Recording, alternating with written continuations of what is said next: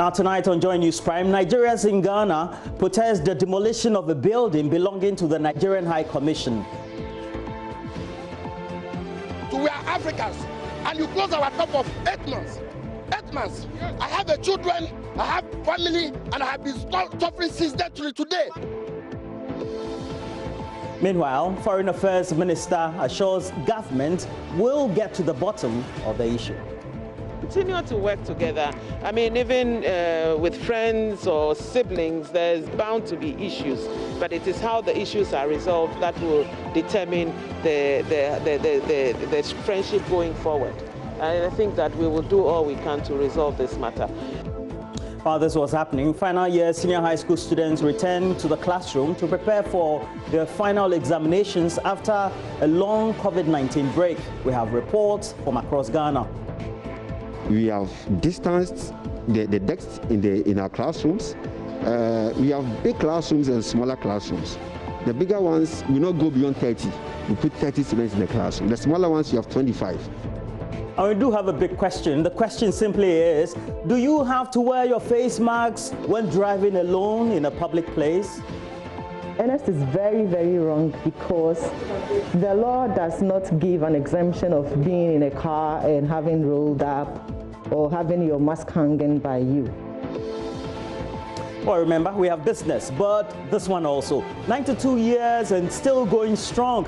We are going to bring you a special about a farmer who has refused so far to retire.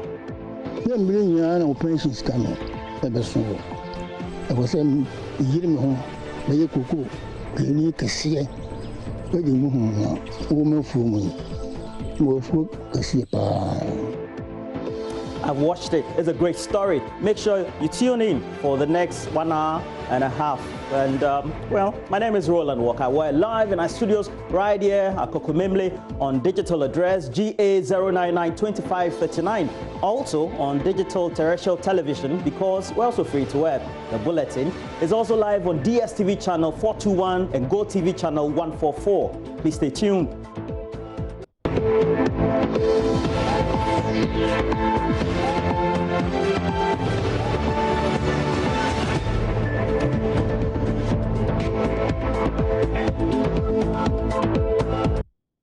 And our first story, Nigerians resident in Ghana protest the shutdown of their shops since December last year.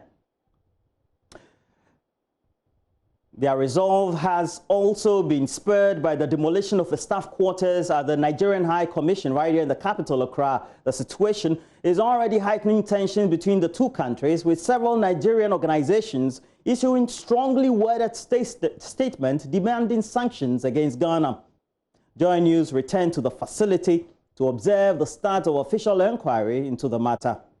The Foreign Affairs Minister Shalia Yokobutwe and other high government delegation visited the demolition scene. First though, some Nigerians resident in the country vented their anger at the High Commission premises about what they say are injustices being meted out to them by the Ghana Union of Traders Association.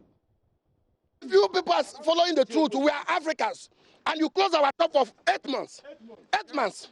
I have a children, I have family, and I have been suffering since that till today. And you are telling me you haven't able to carry the media. If you tell me you are a media man, say the truth. Let the whole country know that what your people are doing is not good.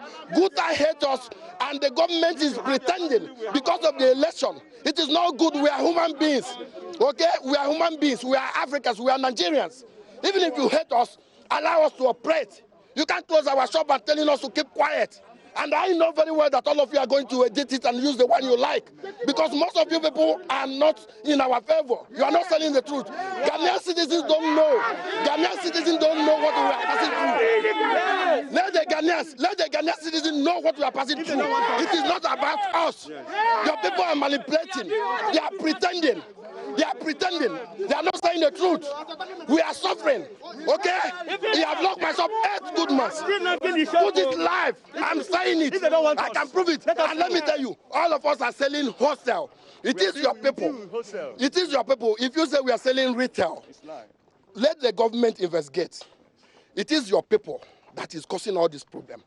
If you people want us to do something, even if we make a mistake, let the government correct us. You can't lock somebody's shop for 8 months and the person is not eating.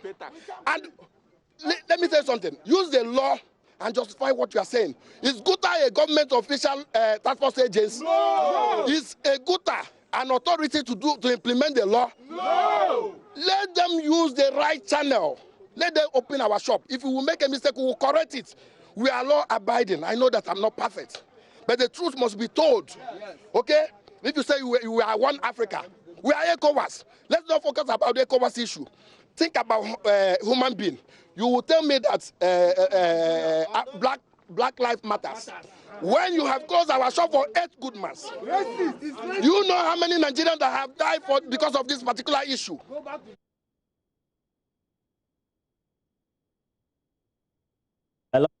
But the government of Ghana is also assuring the Nigerian High Commission it will get to the bottom of the matter.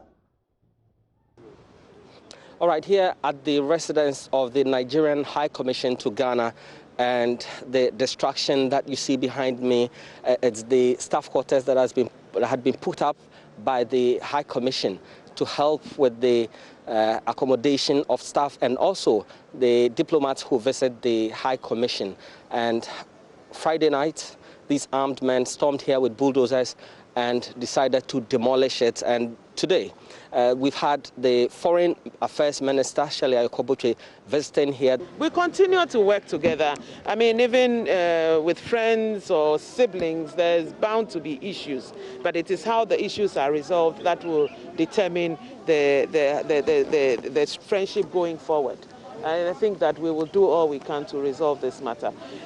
It can never be plain sailing for where relationships are concerned. These things will happen that will shake relationships, but I believe that if we stick together and we resolve it, it will be okay. Who's going to bear the cost of damage? This is the foreign ministry you're talking to. The appropriate agencies will deal with this matter. We have come to have a look at it, to have first-hand information, so that when we are doing our part, we'll be able to do it with a lot of information from a point of view of first-hand information. The other agencies, police is seized with the matter. National Security is also seized with the matter. The Lands Commission, under the Lands Ministry, will also deal with it. We will all be involved in this matter. I wasn't here. I do not know the identity of the people. My job is to ensure that they are protected under the Vienna Convention as a foreign ministry. But the head of the Osu traditional area has released a statement. Is that indicating that they know something about it? All this will be investigated by the Ghana police. It doesn't fall within my purview to make those assertions, but I believe that no stone will be unturned. Everything will be done to ensure that we bring the perpetrators to book. The IGP has also followed, the National Security Minister has also followed. No consent. We have no litigation against us. We were just taken unaware. Somebody that come to your premises around 1 a.m. I've never been invited. No, never. Not to my knowledge. I can tell you that. You have not lodged any complaint, any part of the police? Not even through the normal channels. You mean we lodged a complaint? Not yeah. Yes, after it happened on Monday. No, before then. No. Was there anything? There was no claim to the... No. You don't pick on the diplomatic premises. We consider this a serious violation. And our government condemns it strongly. And you have papers that we have our documents. Yes. Documents. Yes, complete.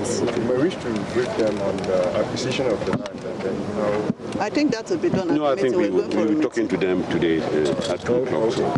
Commissioner, I even sent you a letter when the press is... I don't know whether you saw it. When was it?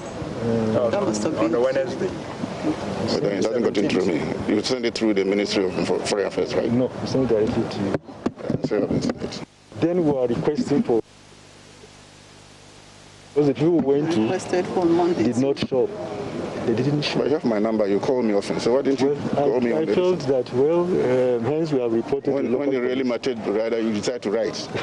You should have called me on phone.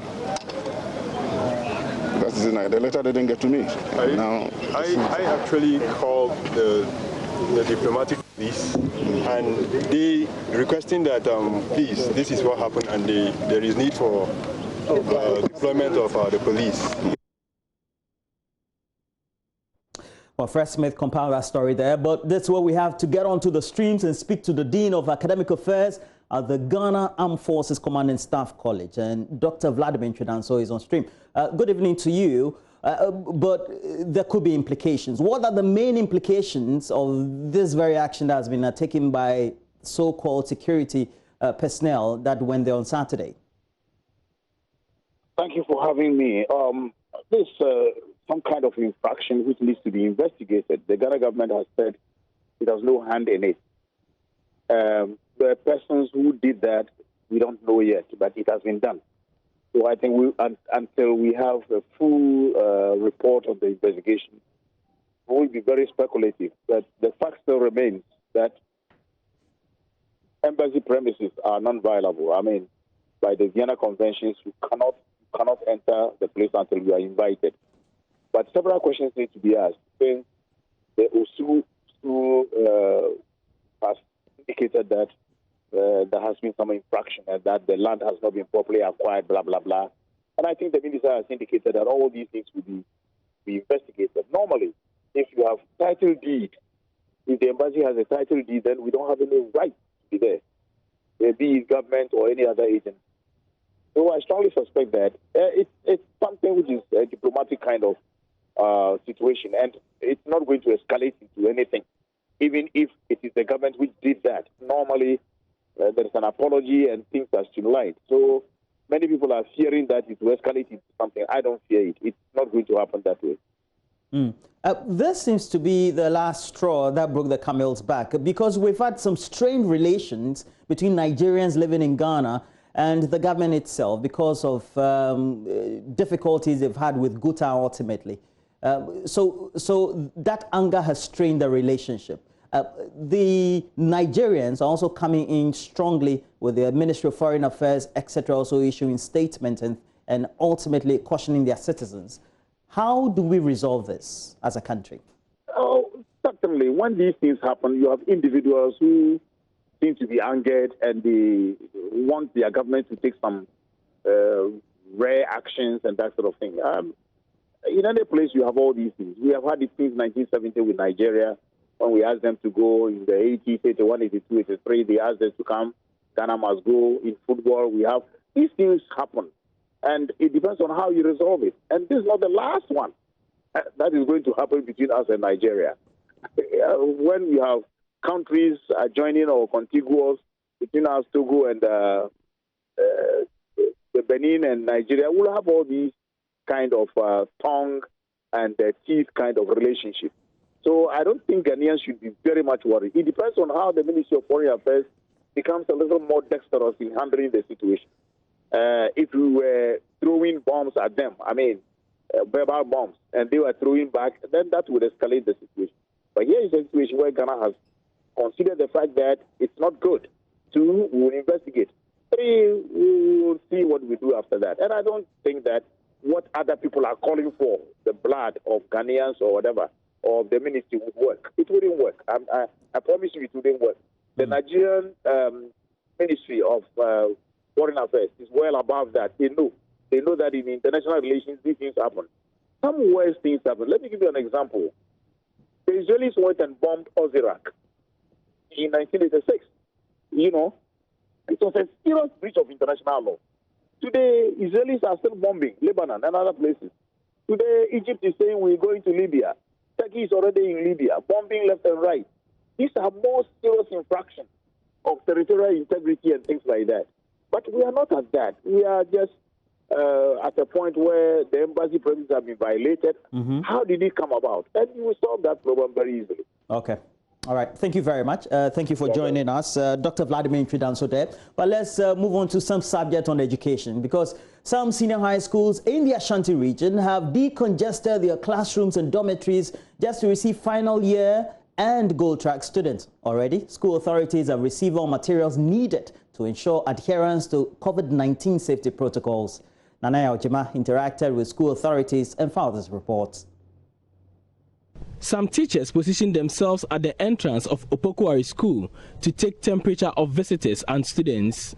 On all walls and in all corners are visible notices on hand washing, wearing of masks and sanitizers. Veronica buckets provided by government are dotted around school premises to encourage people to wash their hands. Dormitories, previously accommodating 40 students, will take a maximum 20. Here is Headmaster Reverend Father Stephen Osusetre. We have distanced the desks in our classrooms. We have big classrooms and smaller classrooms. The bigger ones will not go beyond 30.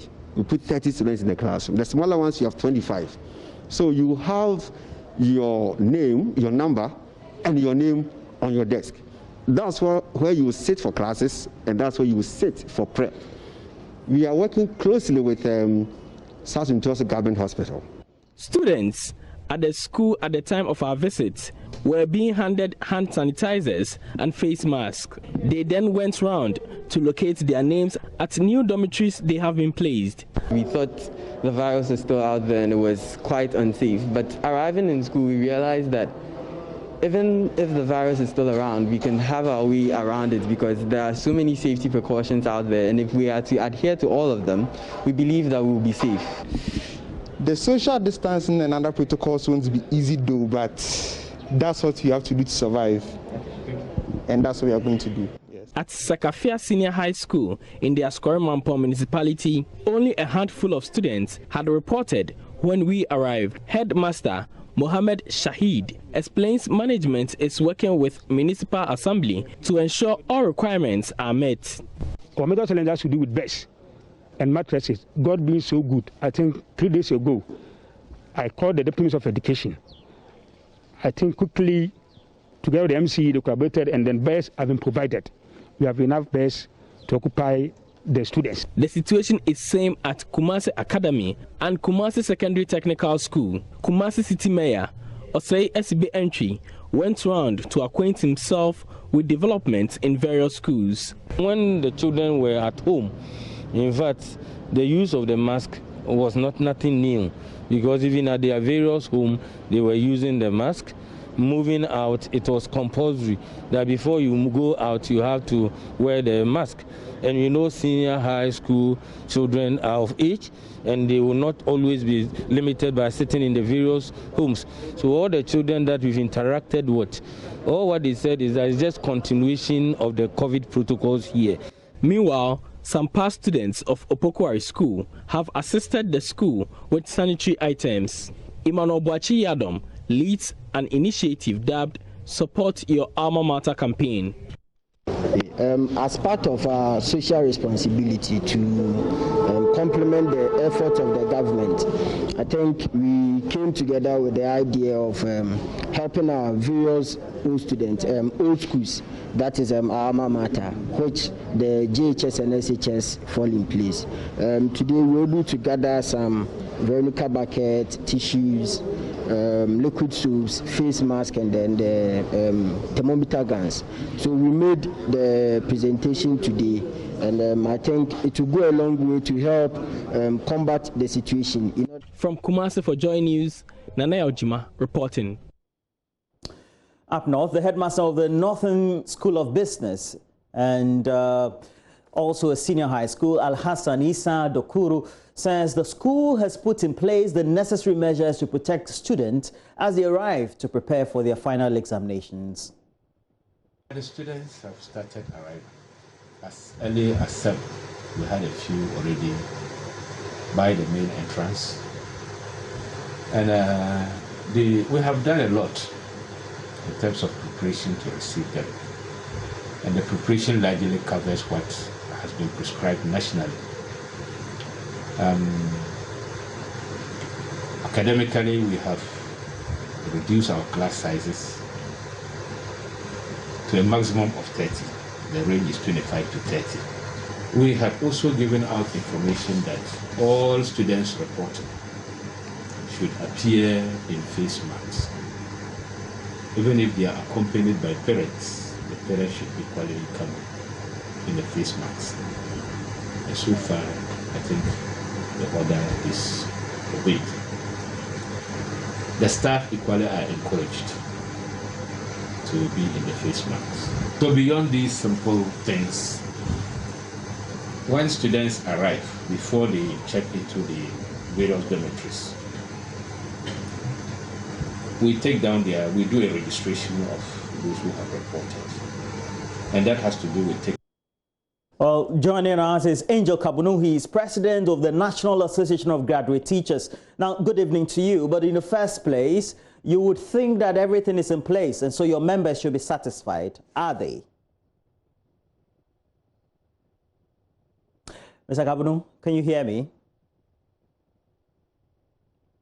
Mr. Kabunu, it looks like we're having some loss of sound there. Ultimately, we will try as much as possible to re-establish the sound and speak to Mr. Angel Kabunu. And Mr. Kabunu is the president of the National Association of Graduate Teachers. And can you hear me now, Mr. Angel Kabunu?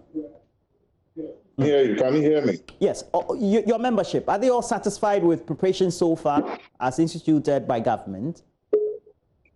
Well, we have informed members across the country to notify the various secretariats of NAGRAD where institutions where the items have not arrived. And by tomorrow morning, we will be able to get a clear picture of institutions that do not have the required items. The number of reports that we got that indicated some of the students said they were a bit apprehensive. I would think you as teachers ultimately will play a key role in trying to psych up the students. Was that done? Well, we will do the best that we can, but we ourselves are also apprehensive because we are not trained health workers. We don't have specialty in handling situations like this. We will try as much as possible to stay safe for the safety of the students and the safety of the teachers themselves. One issue we even came up with today is to ask ourselves the question whether it is safe to even mark the script of students, because the paper surface can be a conduit through which the disease can be carried from one place to the other. So will it be wise to receive exercise books and textbooks from students to mark? These are questions that we need to answer. I don't think that is safe. So we've asked our teachers to be very careful in handling exercise books from students. There's an ultimate issue about whether your membership is seeking some level of compensation because of the risks involved, and ultimately also knowing that health practitioners had been given some form of relief. How far is that discussion with government?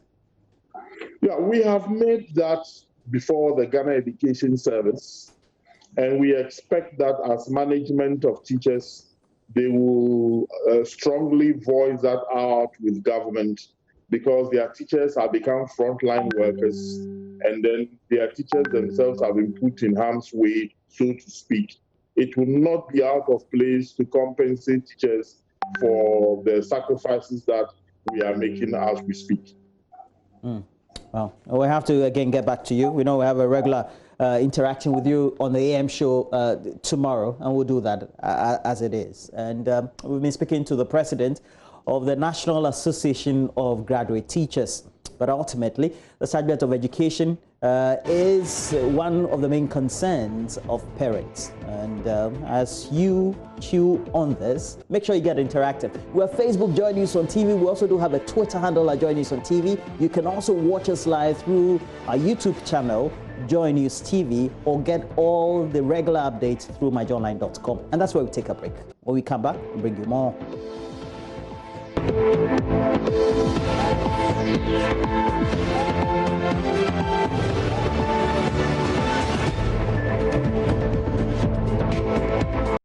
It is now law to wear your mask whenever you are in a public place. But you may be tempted to ditch the mask when driving alone just because, after all, there's no one with you. That was the point and the question raised by a viewer on Joy News show COVID and the Law. Well, the police have a caution. Listen to the director of the Public Affairs Department of the Ghana Police Service. Ernest is very, very wrong, because the law does not give an exemption of being in a car and having rolled up or having your mask hanging by you. The law says a person shall. And so if you're found in a public place, so Ernest thinks that he's in his private car. So perhaps the private car is not a public place. But from the narration, I get it that Ernest was driving, because he says, I was driving. Yes. Now let's look at 1B of the law. It says leaving or returning to your place of abode. So once you are driving, you would be leaving or returning. In fact, if you go to the definition of public place, we are defining public place in the context of the Criminal Offences Act. Okay. The Criminal and Other Offences Act 29. In section 1, the definition section, we have public place defined. And it includes a public way, which will be the road that he is also driving on. So you may be in your vehicle, AC rolled up, alone, no possibility of contact. But this law is very strict. If you have any defense, please save it for the courts. When you are arrested and you are taken to court, you may raise your defense there, and it is up to the judge to use whatever laws applicable to decide. But as for us police officers, we will arrest you once you fall within this provision. If you are in a public place, and I'm sure through the discussion we will come out with all the circumstances of public place, or if you are leaving or returning to your place of abode. Well, just like that viewer, we all have questions to ask. So we have to turn to Dr. Michael Owusu. He is a virologist at the Kumasi Center for Collaborative Research, known to all of us as the KCCR. And the first question definitely would have to be, the police insist you should wear the mask when definitely you also do know that you are in a vehicle and you are alone. Is this backed by science in the first place? Yeah. Good evening to your viewers and to your listeners as well. So I appreciate the stand of the police in trying to enforce the law, and also to look at the letter of the law as to what has to be done with regards to enforcing this new law that has come, so we'll be able to protect lives in the country. But I don't think staying in your car alone, rolling out your louvers with air condition, you still should be in your mask. It's not. I mean, you can't say this is backed by science.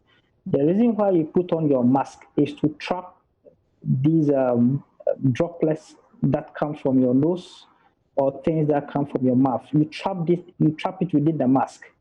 And ideally, this is a requirement. You do this especially when you're going to interact with the environment, with other people around. So you either don't inhale something from them or you don't give them something. But if you are in your car and there's a passenger in the car or somebody sitting behind the car, then of course, it will be very important for you to put this on so you don't infect them or don't pick something from them. But if you're in the car alone, I don't see why you should still be in a mask. Actually, mask is very good, but then prolonged usage of masks has its own risk. So ideally, especially for elderly people who may have a difficulty in getting enough oxygen, as part of their own body physiological mechanisms, they may not put on masks 24 hours. But then ideally, you should have a space, an open space where there is nobody close to you. You can take some fresh air. And then when you enter into the public place where people are likely to come into contact with you, then you put on your mask. So I don't think that we should the focus should be on those in private cars alone. I don't think that is very much good. I don't think so. I think the focus must be on those entering into public places, those interacting with other people in large places where they can easily pick the infection. this is where I think the focus should be. So then, in the implementation of this law, what advice would you give the police? Well, I think that the focus of the police should be to help the citizens to do what is right. And as much as they can, in every way, to help teach the public the best way that they have to go by this. In as much as the law is there, at least, which is very good, as a deterrent to help people do what is right. The need for the police to assist in educating people, the need for the police to encourage people to do the right thing, the need for the police to guide people to adhere to the precautions, I think that is the spirit behind the law. It is to help people to do what is right so that we can reduce deaths and protect the lives of the vulnerable. I think that should be the focus of the police. And I'll urge them as much as they can to help the citizens to be able to do what they're supposed to do, to be able to protect lives across various places in the country. Now, a question also related to wearing of masks and making sure we all obey the protocols. You just witnessed the primaries of the MPP over the weekend, and generally we're entering the electioneering. And the run up to 2020, we're likely to see more congregation of parties. At the end of many of the counts of the results, all the supporters were just throwing to the dogs all these protocols. What advice would you give, and what could be the implications? Yeah, that is very, very disturbing. I watched some of footage, and it wasn't quite comfortable. I think that we need to also once again encourage not just the government, opposition, and all parties to use this as a means to educate the masses, people at constituency level, so they will be able to adhere. I think that before the voting exercise, people were following the cues. They were practicing social distancing, but then out of jubilation, they almost forgot about everything. They threw away their mask and were jumping all over because they were excited. And as we always say, the virus thrives on the major risk factor for growth of the virus is social gathering, mixing, interaction, talking, exchanging. And you will not see the side effect just there. You just give them about 10 to 14 days, and those who pick the virus will begin to manifest. And the danger is that many of these people who have underlying conditions like hypertension, diabetes, they may not even know. You only know when the disease becomes very much complicated. And then you begin to know that you also have some underlying condition. And that further complicates your life. So I will urge the various members of parliament, various constituency chairmen, and all those involved, especially in managed large gatherings, to as much as they can, to educate the public, to be able to at least exercise some level of restraint in jubilation and then also in the excitement, because we are not over yet. We are gradually heading to more difficult times because of the growth of the virus. Well, thank you very much. And Dr. Michael Owusu is a virologist with the Kumasi Center for Collaborative Research, known to all of us as the KCCR. And that's where we have to take a break. When we do come back, we'll bring you business. And Sandra Peno is there.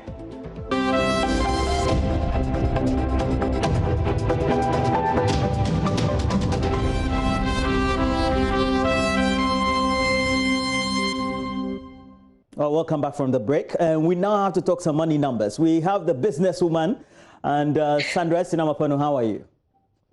Very well, Roland Walker. How are you doing? Chalade. I hope you're doing well at home. It's a good time.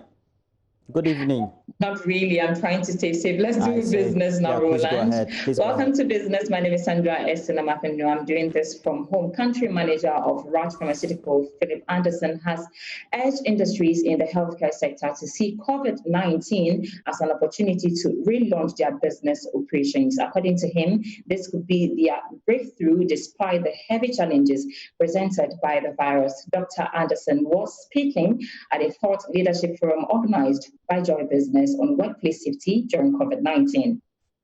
The Joy Business and Crystal Health Center event focused on workplace safety in the midst of the coronavirus pandemic. In dealing with the impact of the virus, industry experts proposed promulgation of a workplace safety policy to guide corporate institutions. The ministry has supported the Ministry of Employment and Labor Relations and then all the other labor relations organizations within the country to come up with kind of like a workplace guidelines as far as COVID-19 is concerned. And I think a portion of this is what Dr. Anderson touched on, as far as how staff or the employees, at the workplace are supposed to be managed to play their role in this COVID-19 era. For a business, what do you really need to do to keep your place safe? You've got to be able to plan. You've got to be able to prepare. You've got to be able to respond. So I leave all of us with these three key principles. We'll plan, we'll prepare, and then we'll respond. So there's no one size fits all. I explained that we both have roles to play as employers and then employees. Now, what do employers have to do, employers and managers? The first thing is that we need to establish infection control strategies based on thorough assessment of our employees and the possible exposure based on the work they do. So there is the need for every employer and actually every workforce to take a quick look at their workplace and see how could they be exposed.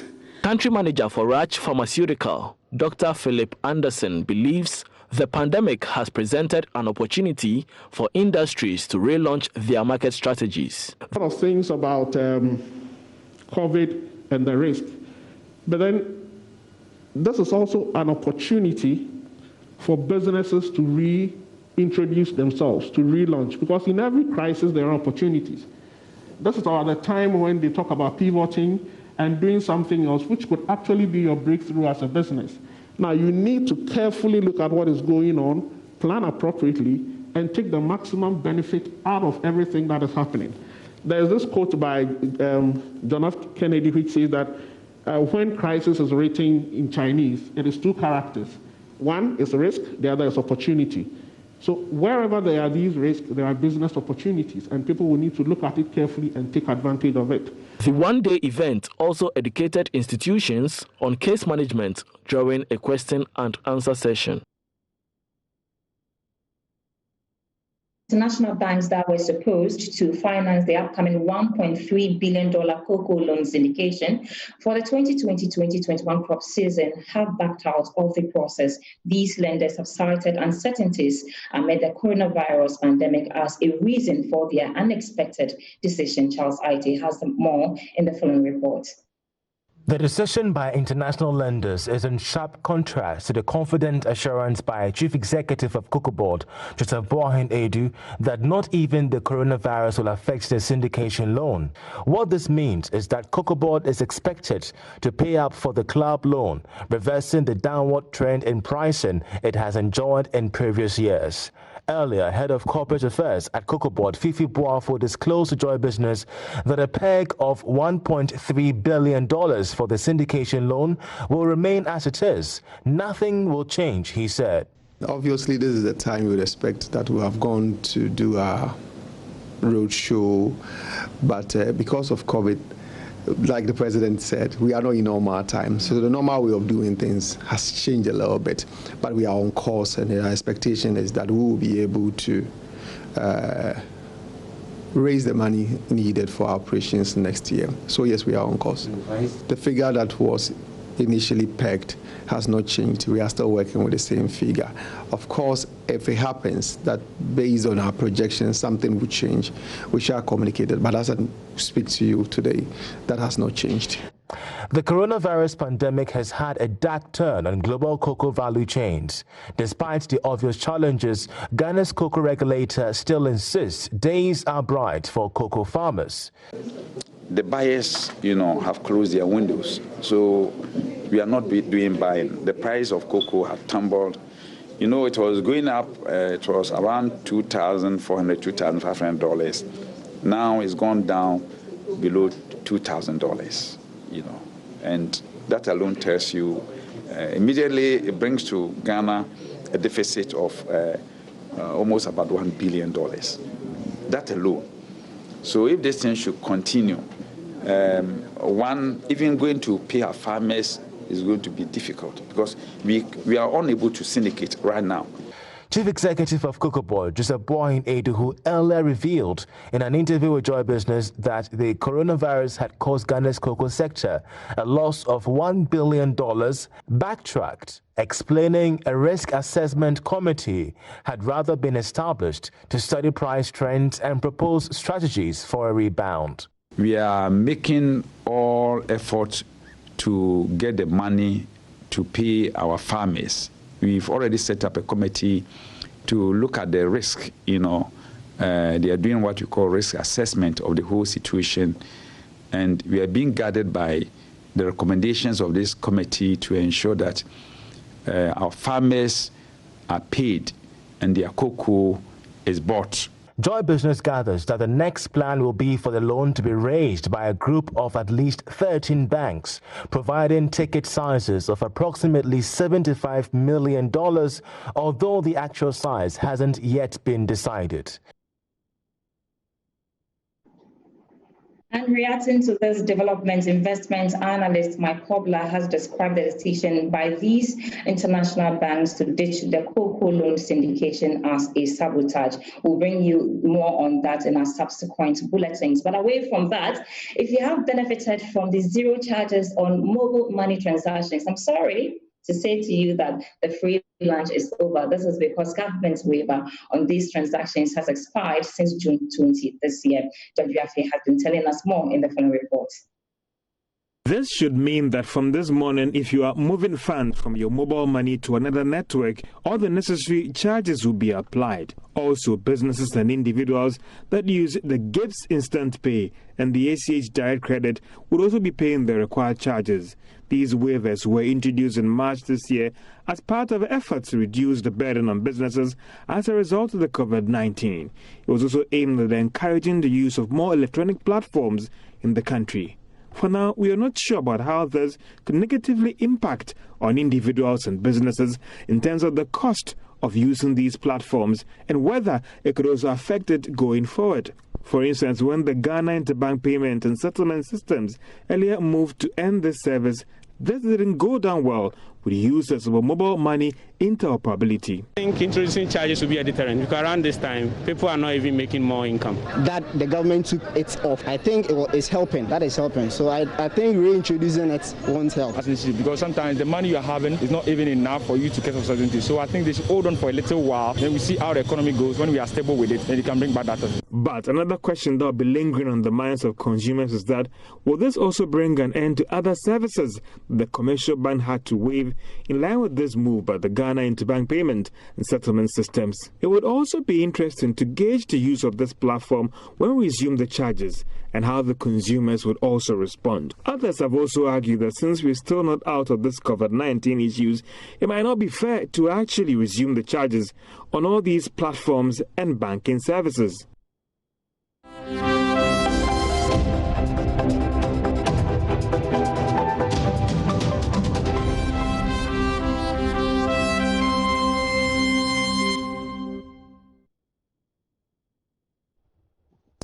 And that will be all for the first part of business. Of course, I'm back after 8 p.m. with more business news updates. I'll be taking you to the savings and loan sector, and we'll be talking about that stimulus package and how far with preparations with disbursements. My name is Sandra Esenama, and I've been doing this from home. Well, thank you, Sandra. You got me scared with these Momo charges. No, it's just for a period. It was just for 3 months. You knew it was not going to last for long, Roland. Or you wanted to enjoy it more than that? Well, I think that would have helped. COVID package. It's just for 3 months, Roland. Well, thank you, Sandra, and anchoring from home. But we also do have great anchoring being done by a sports team, and Oroku Ampofo is ready with the latest sports headlines. Oroku. Well, for those of you watching us on Joy Prime, that'll be 4 now. So, great viewers of Joy News, we have to stay. But in the meantime, Oroku, what do we have to look forward to this evening in sports? Well, the biggest news in terms of sports in Ghana has been the latest developments when it comes to the Ghana Football Association following up with their pursuit on the stimulus package by the government for clubs. And in the latest developments, the FA delved into the Ghanaian football industry and how it has been quantitatively affected by this coronavirus. Now, the Ghana FA is still waiting on the ruling government to aid club with some form of financial support amid the coronavirus outbreak. Some weeks ago, President of the FA, Keto Kraku, stated that he was engaging with all major stakeholders to ensure that the football family is included in the government stimulus package to alleviate some of the hardships on the footballing industry. However, with the final decision to be made, it seems as if government appears to be dragging its feet in offering support to football clubs. And the FA are still continuing with their pursuit. And today they did bring out some numbers to try and quantify the strength of the footballing industry. And it had a breakdown of the various number of players across the divisions. And in the graphic release, it says that the Ghana Premier League has 1,019 players, and the Division 1 League also has 2,353 players, with the Women's Premier League having 600 players. Now, in terms of Division 2 and Division 3, it has 43,700 players, with the juvenile football having 23,000 players. So in total, there are 70,672 players who have been affected by this coronavirus. Remember, the last bit of football that in terms of the Division 1, 2, 3, and the Ghana Premier League itself was in March, and the league has been halted since the outbreak of COVID-19 this year. So it has been a very difficult period for the 70,672 players. But the bigger issue remains as to how these clubs are faring, because we do know that most of them, or probably all of these clubs, do make money from their day-to-day activities, from fans and from content generated from matches and all that. So with these matches not being played, you have close to over 70,000 players struggling, with clubs also struggling financially. So these players cannot be paid, And the figures do not just represent the players. And if you are to expand it and add, the coaches, administrators, medical and other essential service providers who are directly employed by the football industry, you could be seeing close to about 80,000 people affected by this virus. So it's a very difficult situation, and that's what the Ghana FA are trying to make the government understand that football needs to be added to the stimulus package. So this is their latest bits in terms of trying to convince government. We would see how that goes. We've had the sports minister address the issue, saying that there are meetings trying to come up with a possible solution. Yeah. So that goes as well. But in terms of some international news, there are currently some big matches being played. Manchester City knew that if they lost today, Liverpool could possibly win the league tomorrow. So they're ensuring that they hold that party. Well, Urekwampa, for that be it for sports, but thank you. And definitely we have to come back. But for viewers of Joy Prime, that'll be it. And on this hour, we have to take leave of you. But more news continues right here on Joy News.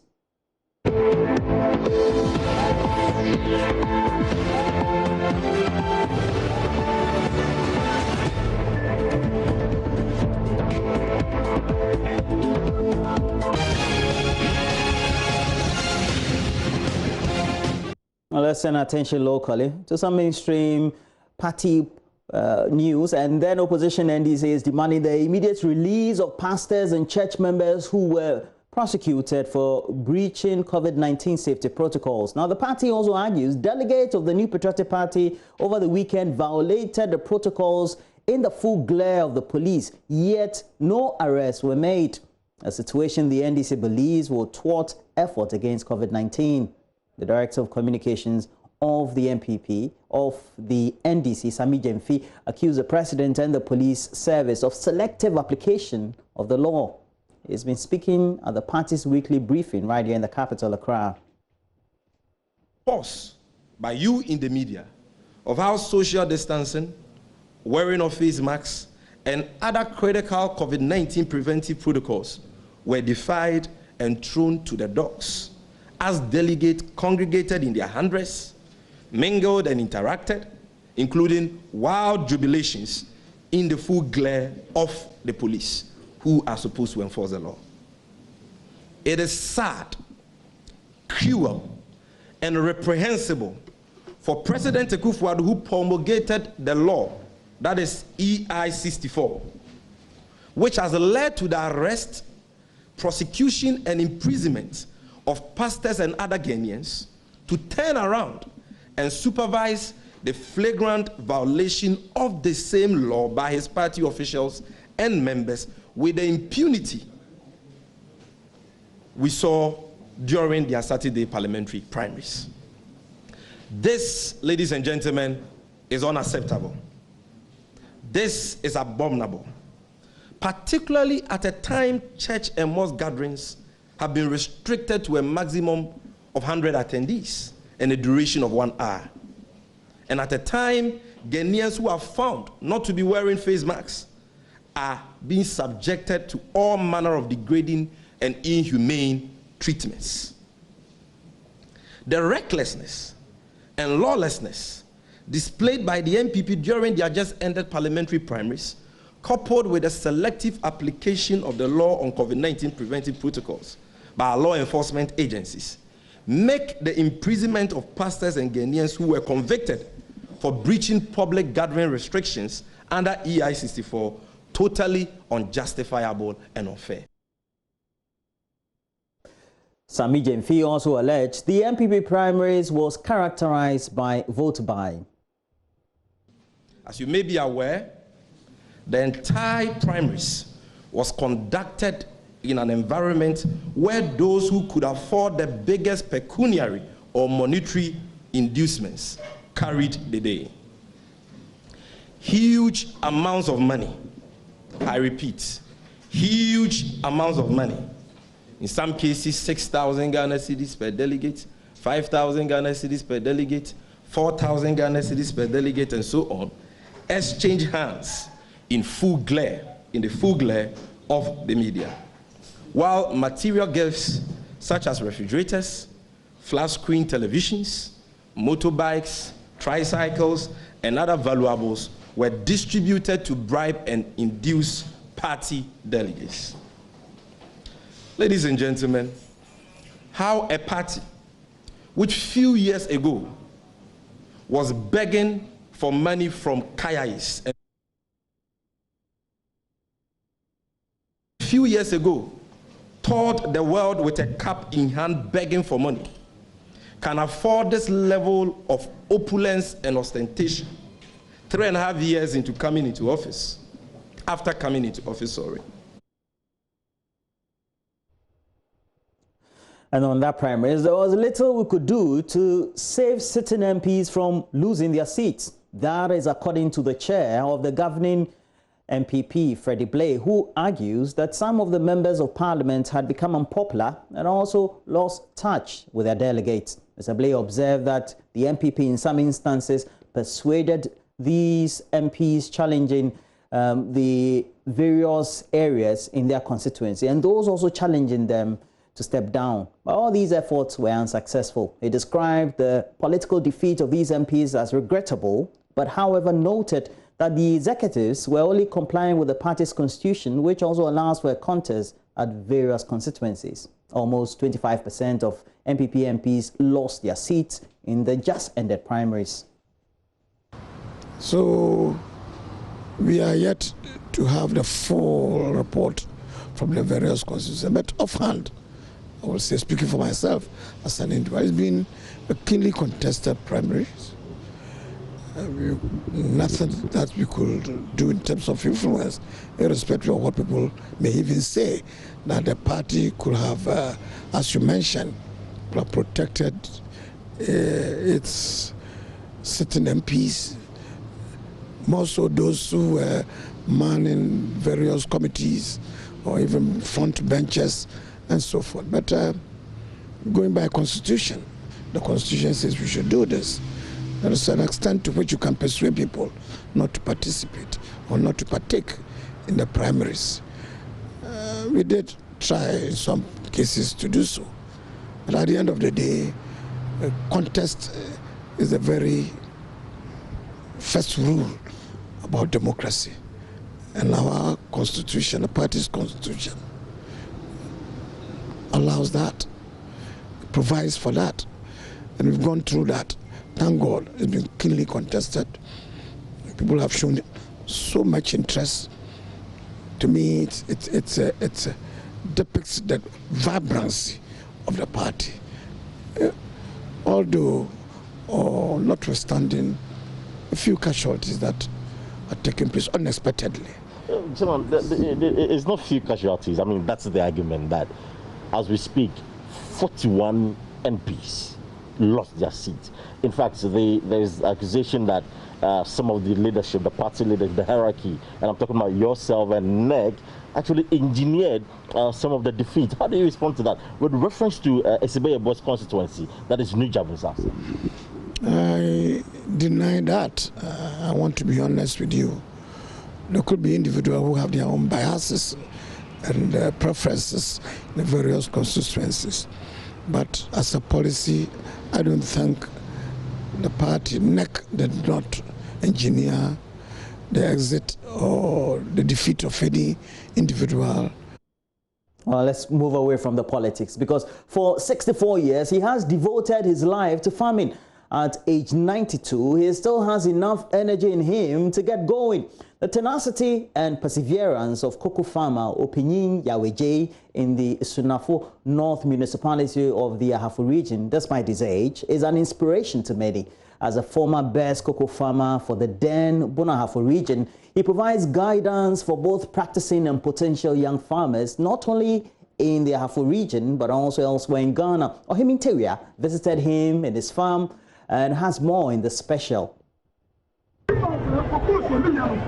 For many people, especially the youth, farming is undignified and exhausting enterprise with little returns. The youth prefer to drift from rural areas to cities for economic opportunities at the expense of agriculture. For Penyeji, the narrative is different. From funding education of his children both at home and abroad, to owning landed residential and business property, age is no barrier to him. I've got to work hard. Old age is no excuse for laziness. The non-Nigerian conceived the idea of farming just a few years into his employment at the then Mass Education Office in 1946. The thought of meager pension benefit, which could hardly sustain him after retirement, was enough motivation to pursue his dreams. School, no, mass education. I want to be a calm, say, crash of humanity, a nympho phone, the baby, the bar. Now, when you now co pension. Then bring your pensions canoe, ever so. I was a year home, by a cuckoo, you can see very woman for me. Openyeje owns 140 acres of cocoa farms at Asumura, Ponkrum near Sankore in the Ahafo region.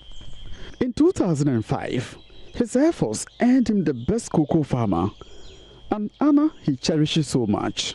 The best cocoa award for the whole Bonahafo region.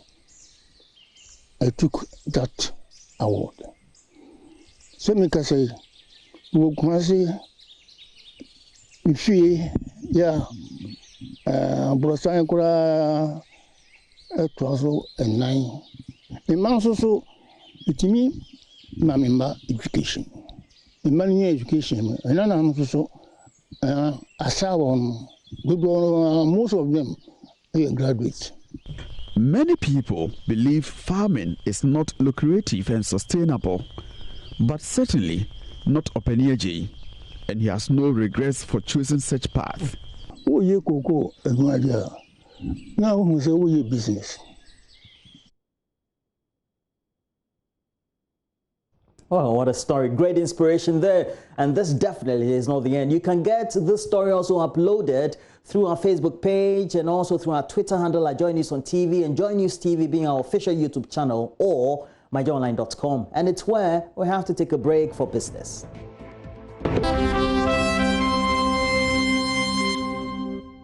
Come back to business. The Chamber of Petroleum Consumers, COPEC, is proposing a fixed exchange rate regime on petroleum products. Executive Secretary of the Chamber, Duncan Amoah, believes it's unfair for consumers to continue suffering due to the city's unstable performance. His comments comes after major oil marketing firms increased prices at the pumps by 4.5% per litre over the weekend. A litre of diesel and petrol now sells at 4 cedis, 65 pesos a litre. Duncan Amoah spoke to me earlier on the marketplace. Indeed, if you talk to importers, you get the firm understanding that the city is not doing too well. World market prices have gone up marginally, but the city is also contributing to these increases. For that, we think authorities should be concerned. Authorities should find a solution to this city's drag on fuel prices, because it cannot be sustained that anytime the city performs poorly, you and I would have to go and share and pay more at the pumps. We can only do as much by, of course, corresponding or having some communication with authorities. If you remember not long ago, the Bank of Ghana had embarked on a program of auctioning dollars to people who do imports. We are saying that they should factor in petroleum importers, give them quarterly dollar rates so that they can be able to project or forecast how much they would need in order to be able to bring in petroleum products. If you are still allowing them to go to the open market to source for dollars at commercial rates, then consumers will have to be charged commercial values or figures for petroleum products. So the BOG has a job to do here. They need to ensure that at least some rates that are predictable applies to petroleum imports, and importers can be able to pay whatever amounts they owe suppliers without the city's depreciation having a huge toll on these numbers. Once that is done, we can be able to safely delink or decouple the city's performance from our pump prices. It cannot be sustained that we all continue to pay anytime the city does poorly. Away from that, as part of its corporate social responsibility, the Graphic Communications Group has rewarded some fathers and father figures across the country for their immense contribution to good family principles. The media establishment believes the activity, which marks Father's Day celebration, will go a long way to impact its market share positively. My colleague Bismarck Awusa joined the team to visit several homes in the capital city in our reports. The Mirror and Graphic business team converged at one of the popular hotels here in Accra, where members formed various groups to commence the distribution. The team made its first stop at Franklin Sowa's house at Ogbojo, where he lives with his dad and children. When I look at what God has done for me for the past 79 years. Oh, wow. I say a big thank you Let's to say the you'll be Almighty 80. God. That's December. This December? Yes. Oh, happy 80th birthday. Thank you, right. You see, you are in your own house, they don't put it against you. You wanted to surprise your father, you see you've been surprised without your notice. Franklin Sowa also received similar surprise from his daughters. I'm trusting only thee. Franklin Sowa's daughters had this to say. We love him and we think he's doing really well trying to take care of us, and we pray that God will continue to bless him. The team then moved to Samson Ashon's house at Adenta. Good afternoon, good afternoon. Good afternoon. He's coming. I was calling.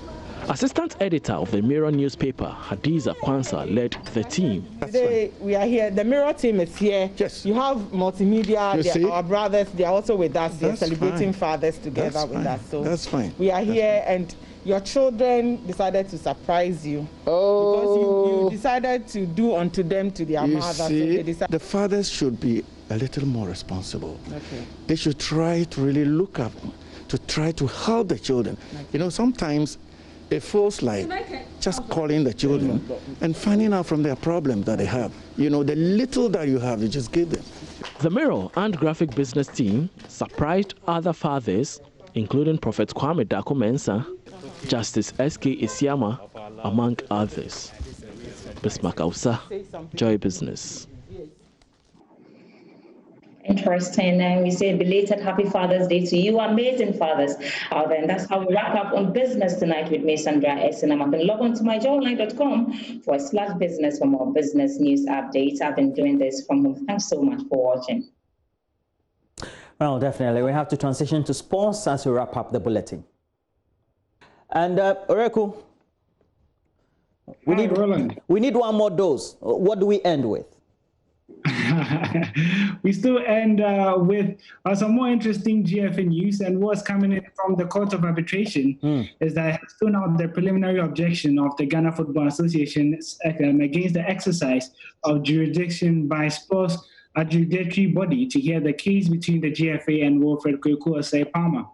Now, in a ruling on Monday, CAS dismissed the GFA's objection, and deferred these reasons till 17th of July 2020, when the final decision on the substantive case would be delivered. And now the reasons for the panel's decision will be communicated to the parties in the final award. In the present case, Carolyn Fisher wrote in the award, and in the court proceedings, Carolyn went on to say that the respondent asked CAS to render a decision without maintaining its opposition to the jurisdiction. Now, the panel, headed by Mr. Michel Bernasconi, wrote that it has powers to exercise jurisdiction over the matter, and it looks as if CAS would finally award its ruling on July 17th. So it could be more interesting times for Keto Kweku's administration. Definitely. And we're hoping that we can get some success there ultimately. But Oreku, that'll be it for sports, and ultimately also ends the bulletin right here. But we do say, make sure you log on to myjoyonline.com, get more of the updates, get on to our Twitter handle at Joy News on TV, and through Facebook, Joy News on TV, you can get more. But don't forget, we do have an official channel on YouTube, Joy News TV. That'll be it for Prime. Make sure you join us at the same time tomorrow.